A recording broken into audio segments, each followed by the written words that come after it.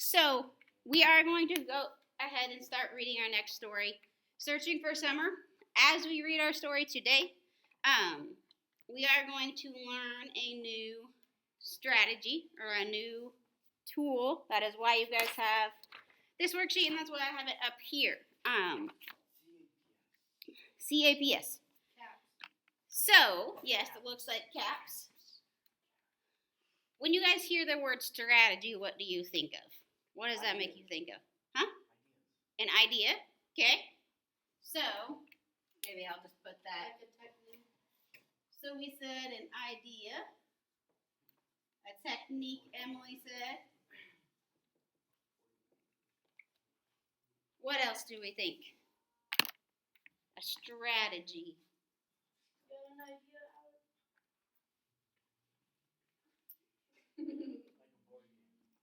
Okay, so it reminds you of the board game, right? So it's something you have to be maybe like thinking about. You have to have a concentration. Yeah, what am I thinking of? Like you have to have your next move in mind. You have to be planning, right? Yeah. Okay, so Emily, what did you say? Coordinate? I said Coordinate? No. Concentration. Concentration. There we go. So you have to be I don't know what you were saying. concentration, but Stephen was saying it's like a board game. Like you have to think through and plan. Well, it would work even for like a card game. You know, if I'm playing Uno, I'm paying attention to what the other people are putting down. Monopoly. So I know, you know, how can I get rid of my cards first? Am I gonna? Monopoly also. Yeah. Am I gonna make them draw two, or am I gonna skip their turn so they can't put their last card? So it's all about strategy.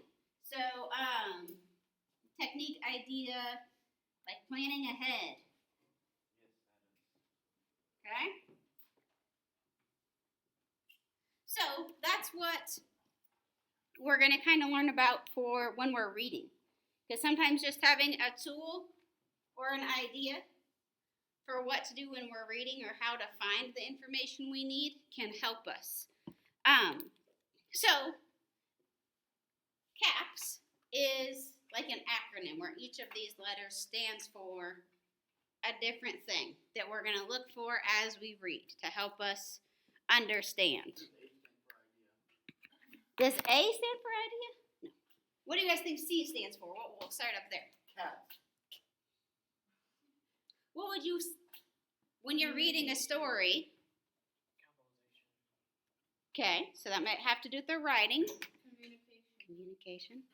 What does every story have? Characters. Very good. You don't have to write. Actually, you know what? You guys could. If you want to write it under the letter C on your worksheet, just so you remember. Let me change that marker. So, characters. Up here. C-H-A-R-A-C. H.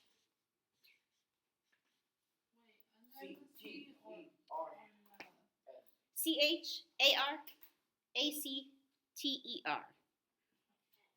Yes, S. Characters.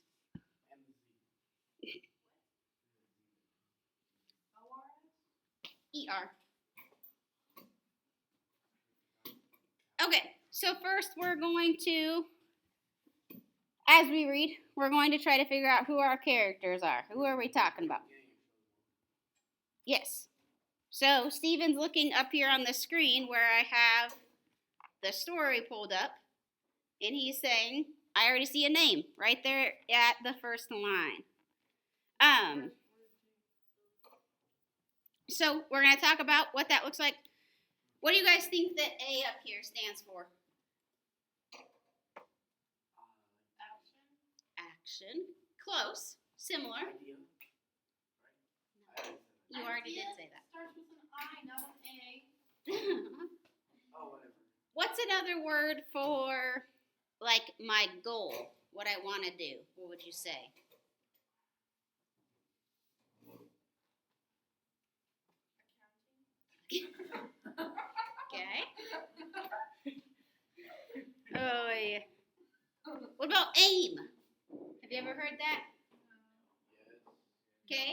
could be as easy as if I'm going to shoot a basketball, I have to aim for the hoop, for the goal, right? So when we're reading, we're going to talk about aim as in what's their goal? What are they trying to do? What are they trying to achieve? So our A is for aim. You want something new every day? Like your aim, your goal. What do you want to achieve? What do you want to get to? I've achieved being a chair. What'd you say?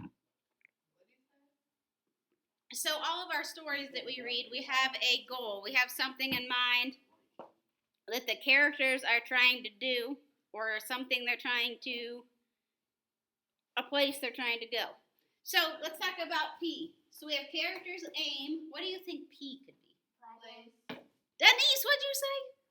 Problem. She got it right away. Yeah, I was thinking that. I said place. Well, place could work if we're talking about setting, right? Problem. Because, think about this. We're going back to our basketball picture. If I'm trying to make it to the basket, to my goal, You break your leg. there's going to be people or something that stops me, right? Because there's defenders. So I have a problem. How am I going to get past them? Or how am I going to shoot over them to get to my goal? Yeah. So, what did you say? Kaden already got it. Solution is our S. Because he said if we have a problem, we got to find our solution. How are we going to fix it? How are we going to overcome? What are we going to do next? Okay? So I want you guys to keep this worksheet kind of next to you. Try it in these ones, right? You're good. Good. Yeah, I wrote them. So that as we read in the bigger boxes over here to the side, you can write more information. I do have this up here on the screen so that if you guys need to see it up there too, you can.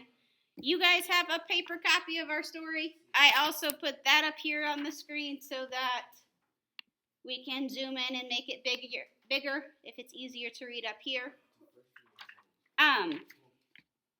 Both of these things are on Canvas on your computer, so if it's easier to use your computer versus paper, that is fine too. Or if we lost our paper. Yes, if you lose something, it's there. So what we are going to do, so that's a good thing to know about yourself as a learner. Hey, my computer's going to distract me. I'm going to use my paper instead. Mr. Grandma turned into a chair. Stop it. Interesting. Okay, so we kind of went through each step. What we are going to do now is we are going to read just this first page up here together. Okay? And we're going to see if we can identify some characters. Right away, already, you guys told me you saw some characters in that very first line, right? Yep. Up here. We have Lily. So let's put that in our first box where we see letter C. One of our characters is Lily. Try to do that. Okay. So we're just going to put her name in the box.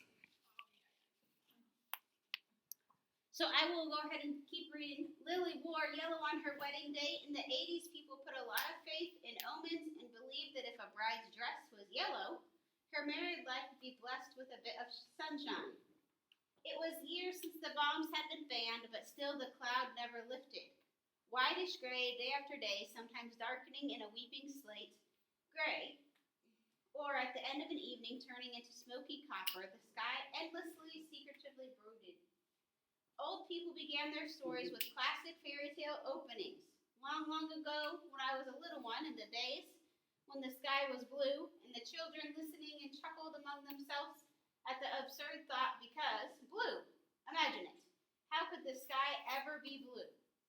You might as well say in the days when the grass was pink. I say little It's like if you've ever heard when we read To Kill a Mockingbird, when Calpurnia, instead of saying children, she called them chillin'. It's just how they pronounced it. I can hear that. So it's like they're a little twin.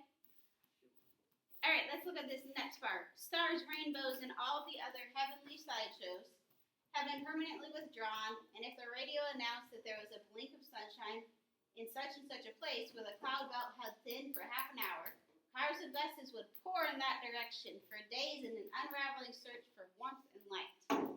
After the wedding, when all the relations were standing on the church porch, with Lily shivering prettily in her buttercup nylon, her father prodded the dour and withered grass on the grave. Although it was August, the leaves were hardly out yet, and he said, "Well, Tom, what are you aiming to do now, huh?"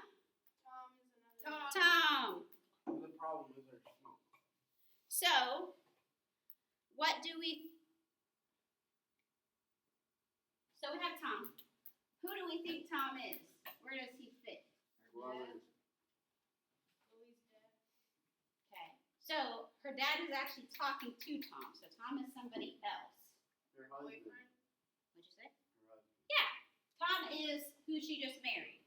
So, these two are going together. So basically their husband and wife. Yes, yes.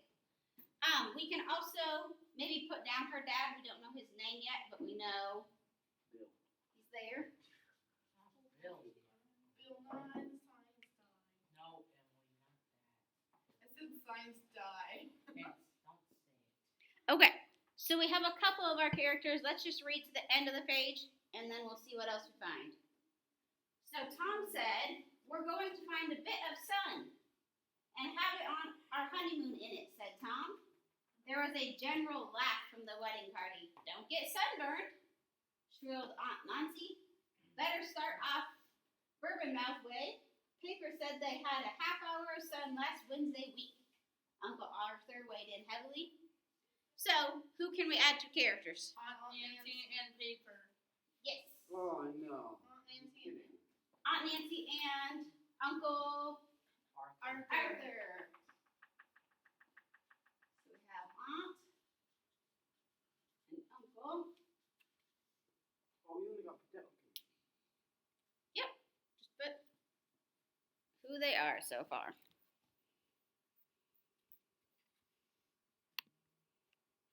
Hey, Uncle Arthur sounds like Arthur from the last story. Mockingbird. Oh, okay. Yes. All right. So I feel like we have a pretty good start on our characters, just from what we have read so far. Did anybody catch, just on this first page, what the aim might be? What? See sunshine. Yeah. They just told us right here, right? Going to find a bit of sun and have our honeymoon in it. It's been cloudy for years and years and years. They want to go find some sunshine to have their honeymoon. So, we can fill in our box by A for aim. Can Find you put sun? sun. Yes.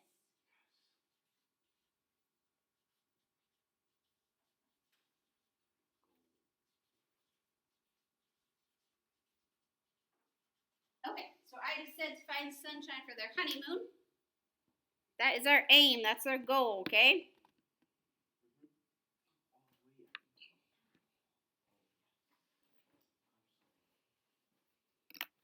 Okay, so I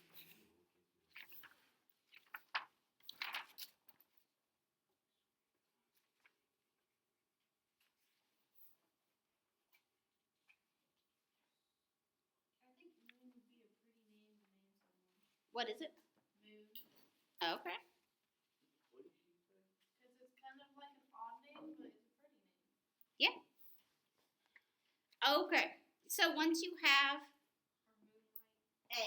once you have our aim down, in your paper copy of the book, go ahead and turn the page.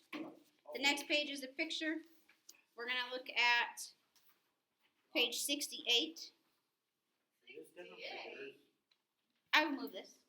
So there's our picture, Oh, I thought it was like, and then we'll go right here. I thought it was clear for battery color. Oh, it's black and white. The picture's blurry. It is. All right, so what I'm going to have you guys do now is this next page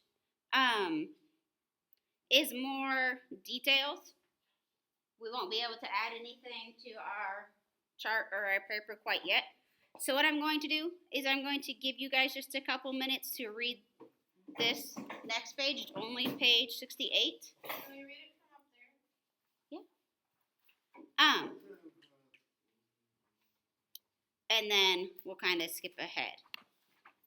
I'm going to go ahead and pause it right there for just a minute because we ran into something that came up in our story. We ran into a problem, right? So you guys were reading, we stopped, and we talked about how, right at the end of this paragraph, just as they were entering a village called Mooresworth, the dimmest, drabbest, most insignificant huddle of houses they had come to yet, the engine coughed and died on them. So they were riding on a little scooter, driving all over the place to find sun, and what happened to their engine? It died. So how are they going to go find the sun if they don't have a working All you gotta do is call the hospital? hospital. How's the hospital going to help you with the car? Oh, Stevie. So, we have part of our problem. Their car died. Okay? So let's go ahead and add that under our P. Oh. The scooter died. Do you think they could still walk places? Yeah, they just won't be able to get that far, right? They'll only be able to go short distances.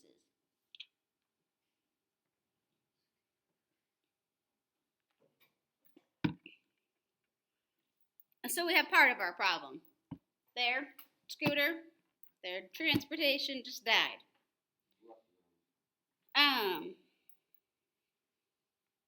So I will go ahead and read just the end of this page. Yes, and I'll have you guys read the next part, and we're going to see if we can add to our problem. There should be some things we run into that make our problem a little bigger. Okay, so we said, can't see what's wrong, said Tom, after a prolonged and gloomy survey. Oh, Tom, Lily was almost crying. What'll we do? Have to stop here for the night, suppose. Tom was short-tempered with frustration. Look, there's a garage just up the road. We can push the bike there, and they'll tell us if there's a pub where we can stay. It's nearly 6 anyway. So, their scooter broke down. They see a garage who might be able to fix it. And they're going to go ask them, can we stay here tonight while you work on our scooter? So you guys can go ahead and flip to the next page. Top of page 69. And I'm going to give you guys, since we read most of this page together, page 69, I'm going to give you some time to read on your own. And then stop when you get to the bottom of that page. We'll talk about what we see and if we can add anything to our problem up here. Let's go ahead and talk about what we saw on that page. I heard a couple of you guys talking about more characters, right? Yeah. Names. Who was one of our characters we can add? Sid. Sid. Okay. Mr. Mr. Oh, Noakes. you stole mine. Mrs. Hatching.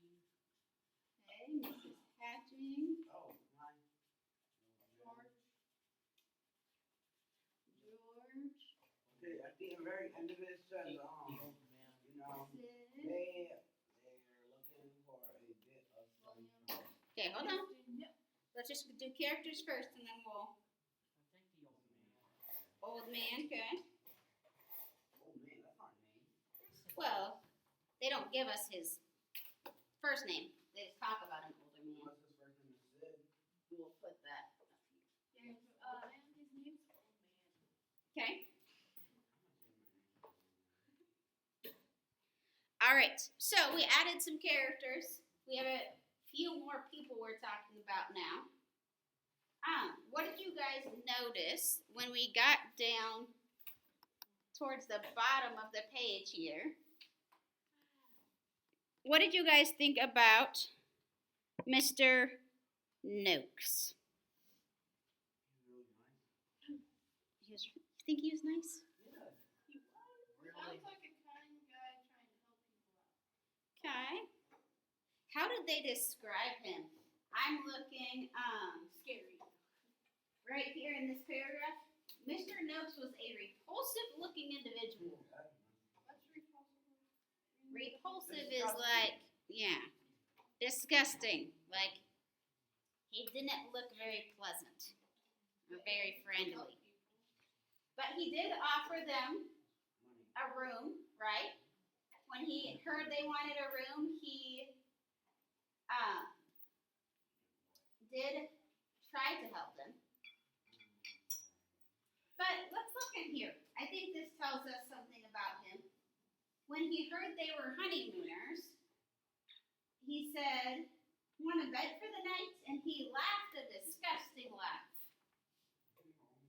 So maybe, I'm not sure kind is the best way to describe him.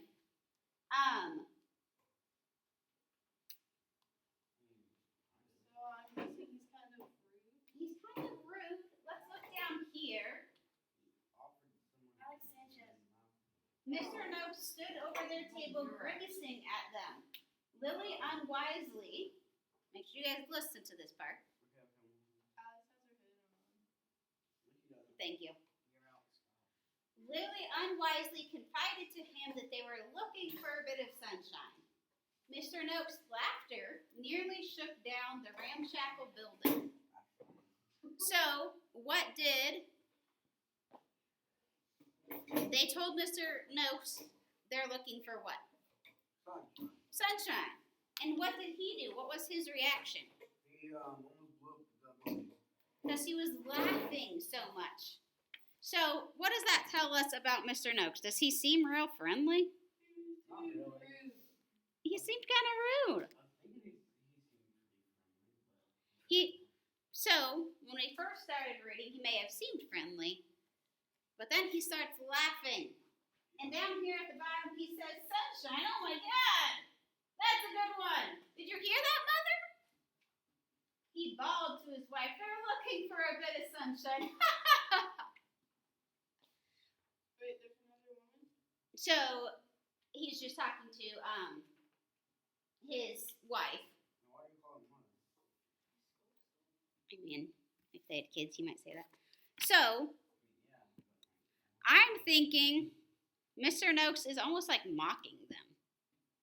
Like, can you believe they're wasting their time on that? You're never going to be able to find what? Yeah. So I think he's kind of like making fun of them. Like, you're never going to be able to do that. So if we think back to our example at the beginning, we talked about our aim. We talked about playing basketball. Our aim is the hoop to score that point, okay? The defenders are part of the problem because they're trying to stop us or get in the way. Yeah, So- the 49ers got in our way. Guess Oh, what? We Lord. beat them.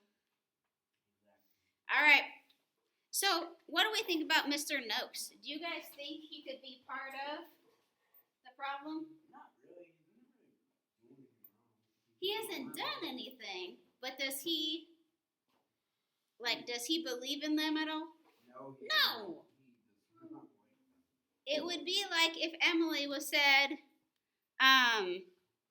after high school, I want to be a cosmetologist.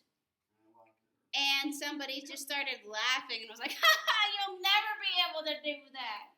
That's not In Mommy's face. That was so rude. right. It Like is. my friend or they say that they're gonna be YouTubers. So that's kind of how Mr. Noakes is in this story, though. He mocked them. He's like, "You're never gonna be able to do that." So let's add that as part of our problem. Myself now. Thanks a lot, Miss Tram. Was a silly sleeper. I know, Okay. but that makes me feel horrible now. You're not horrible. Okay. So first their scooter died, and then we have this guy, Mr. Noakes, who is doubting them and said, "Yeah, right." So we have Mr. Noakes. Oh, we're on problem. We are on problem. Who mocked them? Oh yeah. Oh, wait.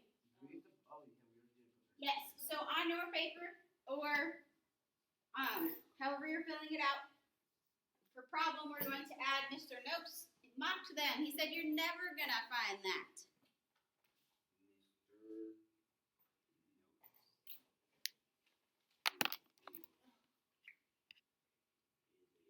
So he's that guy who's like, "You can't do it. I don't believe in you."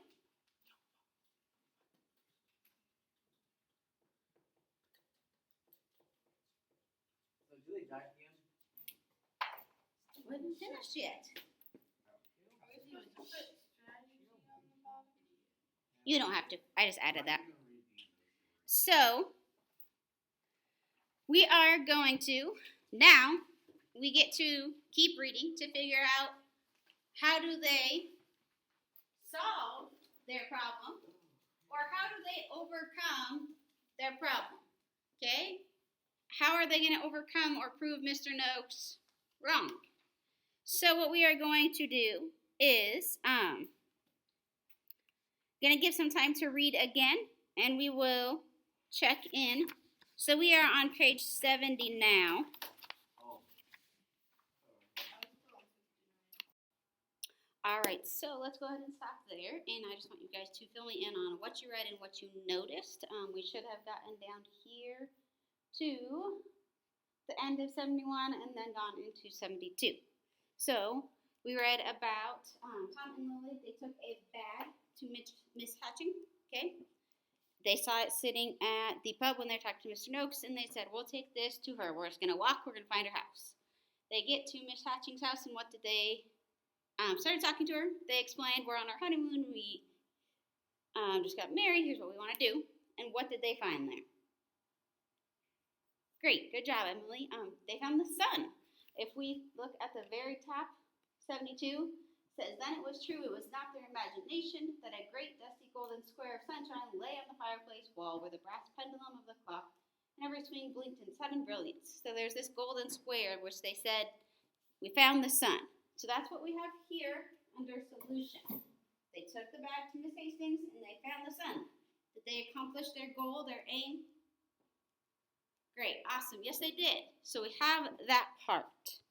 The next thing we are going to talk about is we're just going to take a couple minutes and review what we learned.